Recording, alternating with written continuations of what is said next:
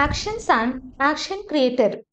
Go back to previous lecture, three essential principles. In that, we have seen second principle, state is read only. Let's implement that using our code. I have opened my Visual Studio Code and we have already set up with our Redux. I will remove this console, and we all know actions are plain JavaScript object.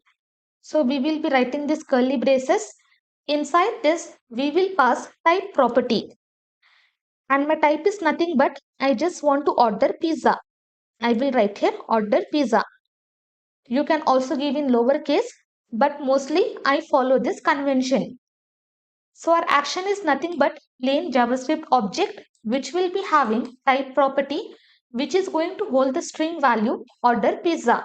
Now, instead of passing entire string value directly to the type, what most developers follow, they are going to define string constant that indicates type of the action. So here above this, I will write here const. In capital letters, I will write order pizza is equal to, for this, I'm just going to assign this entire value. Now instead of passing the string value directly, I can pass my constant. Copy, remove this, paste it here. Only thing is now we are not wrapping inside this single quote. Why? Because for this string value, we have created constant order pizza. You don't have to do this. This is just the convention which most developers follow. If you don't want, you can simply ignore this convention. Directly, you can pass the string. But when our application grows, doing this way will be convenient because it will avoid spelling mistakes, because multiple times we will be reusing our action. Multiple times we can order the pizza. So again and again, directly passing the string value, we are simply creating constant for that value. So congratulate yourself, you have successfully created your first action in Redux. And we already know our action is plain JavaScript object. So apart from this type property, we can add multiple properties. Now here, we already know properties and methods will be separated by comma. I will write here comma. Below this, I will add another property. Here I will write shop name. Shop name, I will write pizza shop.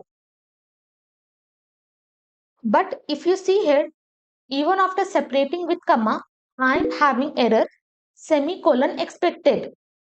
Why? Because I have created this object directly on global scope. So what I will do, I will just assign to one variable. I will write action. Okay, what I have done for this action, I have created object. Inside that, I have passed type property, and also I have created another property shop name, for which I have given the value as pizza shop.